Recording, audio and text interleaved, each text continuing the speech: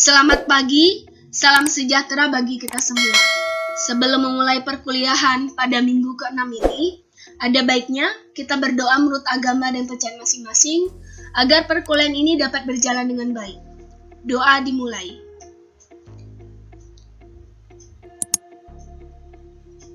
Doa selesai. Oke, untuk memulai teori nirmana ini yang akan dibagi menjadi 2 kelas. Pada kelas MM1A itu pada tanggal 6 Oktober 2020 dan kelas MM1B itu tanggal 7 Oktober 2020 ya. Kita mulai dari judul yang pertama untuk teori ini, itu color composition, yang kedua itu atau komposisi warna gitu ya. Oke, di sini ada 5 subjudulnya. Yang pertama itu mengenai komposisi warna. Yang kedua itu jenis-jenis warna. Ketiga itu tata komposisi warna. Keempat itu teori warna di media analog dalam konsep yang berkarakter.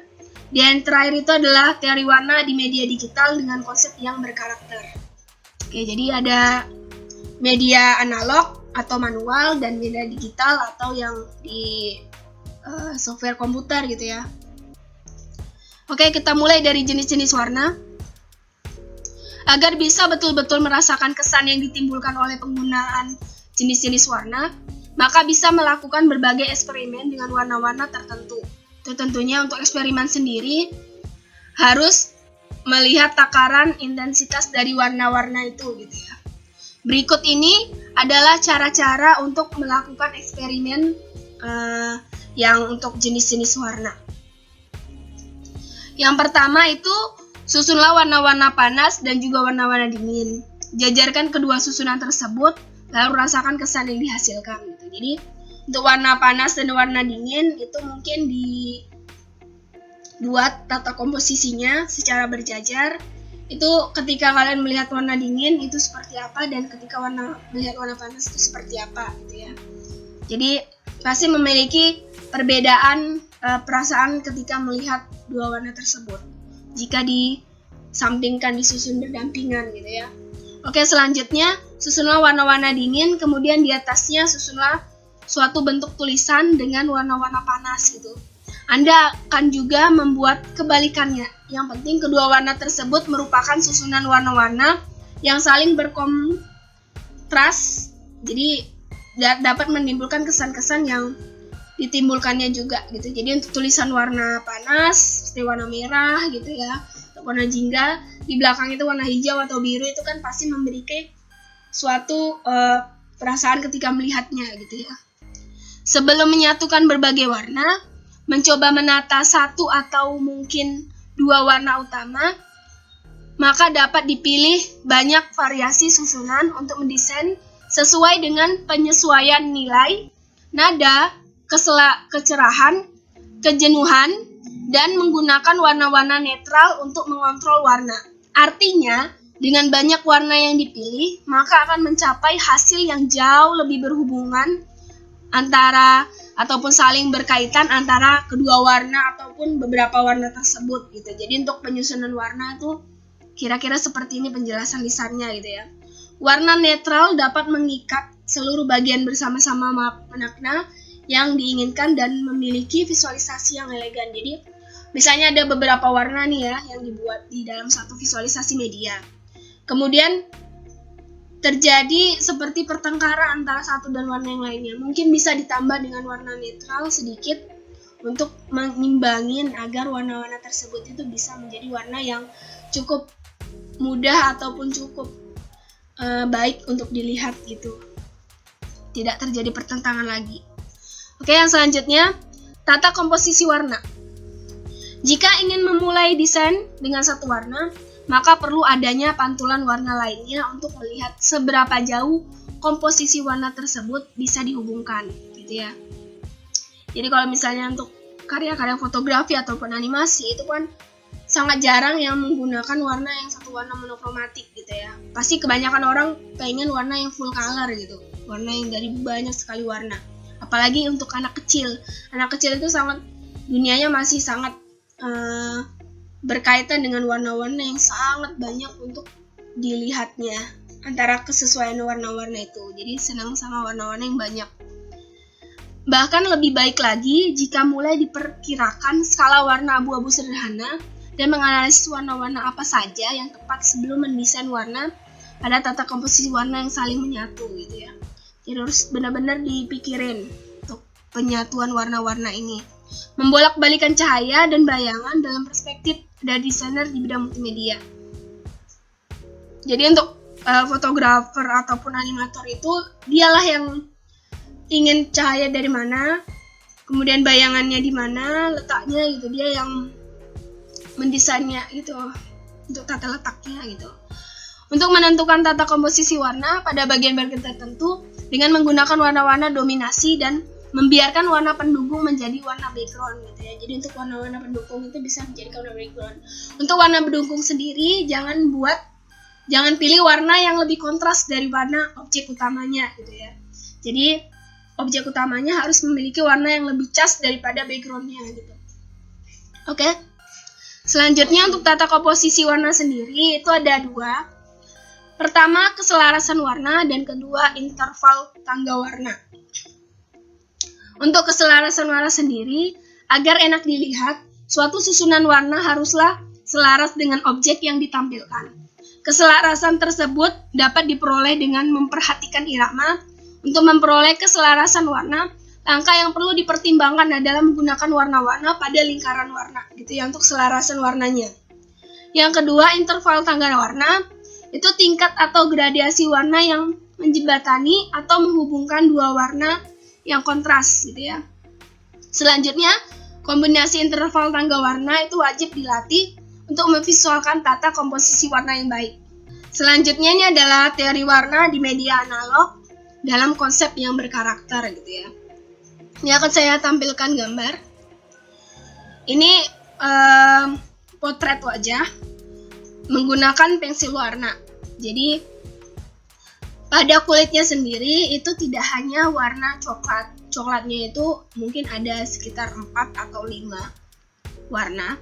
Kemudian ada warna kuning, di sini diletak warna kuning, ada warna agak kemerahan. Kemudian ada sedikit warna hijau gitu ya. Kemudian di sini juga ada warna merah tapi dominan sih coklat dan kuning ya.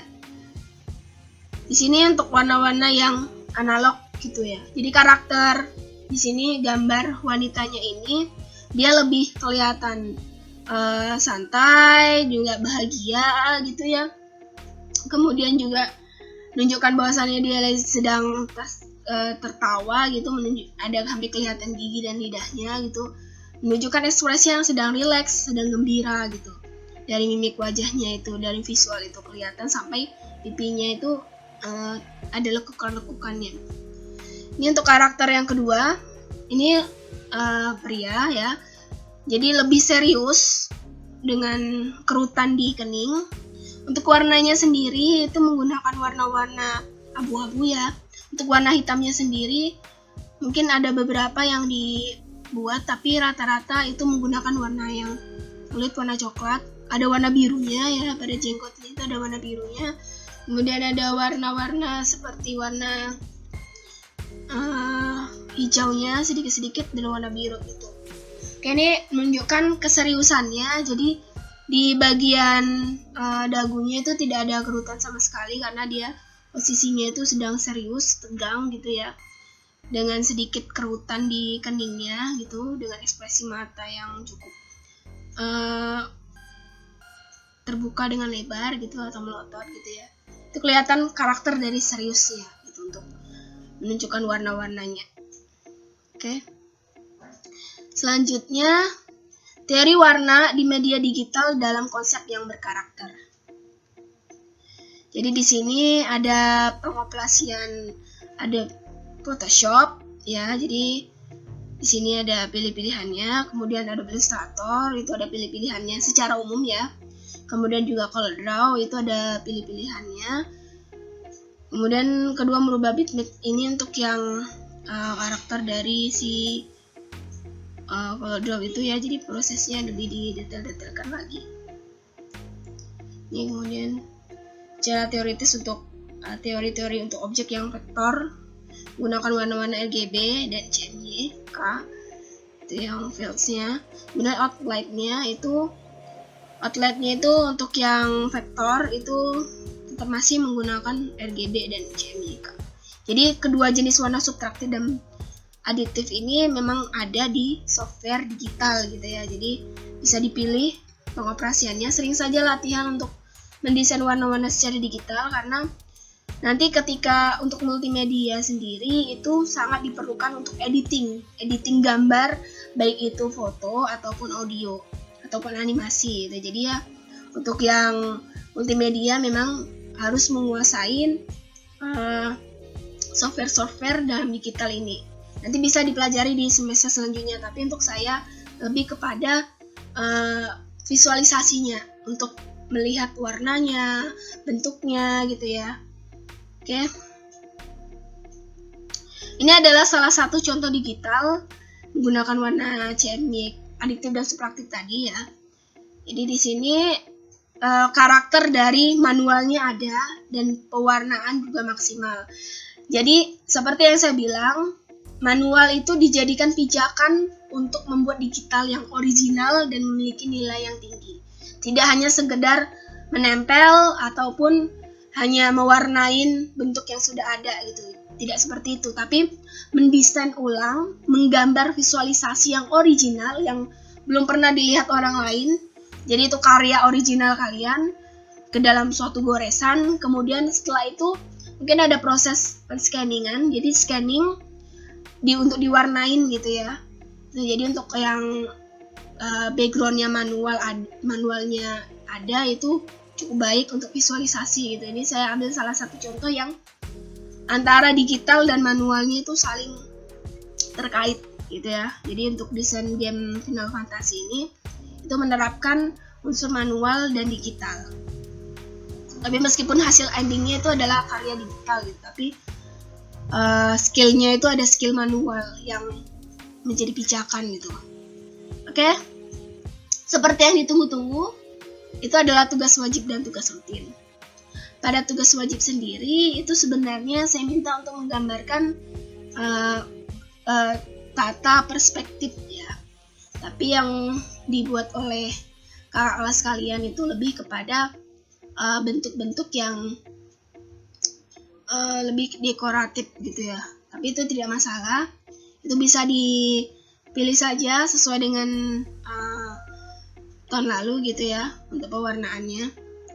Tugas wajib ini wajib didokumentasikan. Saya ulangi, harus benar-benar difoto. Ini jadi yang tugas wajib ini benar-benar menggunakan arsiran pensil warna ataupun yang pensil warna yang benar-benar saya minta tekniknya penekanannya itu ada gitu ya. Jangan sampai menghemat pensil warna jadi visualisasinya tidak maksimal gitu.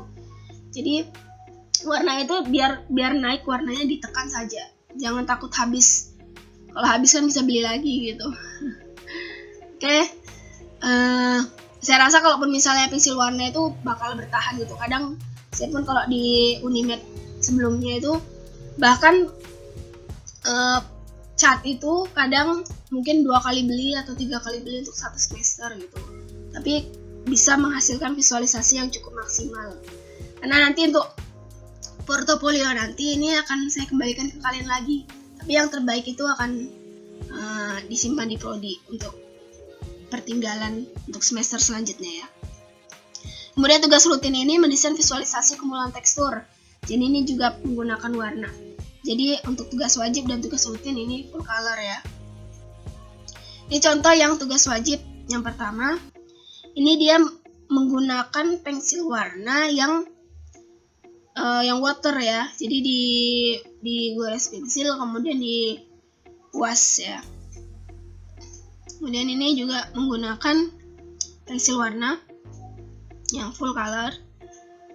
Jadi ini terlihat juga tatanan dari bentuknya yang disusun. Jangan sampai bentuknya itu sampai melayang gitu ya. Dan ini semuanya full color antara objek utama dan objek pendukungnya. Atau mungkin bisa dibuat backgroundnya, dibuat motif-motif backgroundnya gitu ya. Selanjutnya ini karakter dari setiap bentuk itu harus ada ukurannya, jangan sampai beda dari ukuran yang aslinya. Begitu juga dengan pewarnaannya. Oke, ini tugas yang untuk wajib. Kemudian tugas rutin yang ini membuat tekstur. Jadi dibuat 4 tekstur, dibuat kotak juga ya.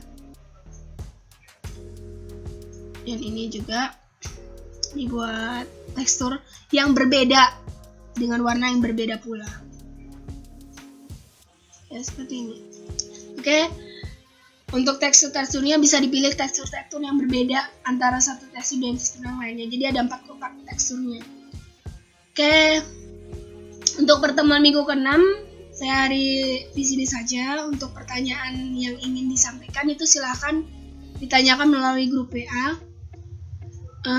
Saya hari kita ketemu lagi di pertemuan ke-7 ya. Saya ingatkan lagi untuk pertemuan ke-7, setelah pertemuan ke-7 itu adalah UTS. Jadi untuk soal-soal dari UTS ini akan saya ambil dari materi yang sudah saya sampaikan ya. Jadi untuk materi-materinya itu dipelajarin. Jadi ketika UTS jangan ada lagi yang bertanya. Jadi sebelum UTS itu bisa kalian tanyakan untuk materi-materinya.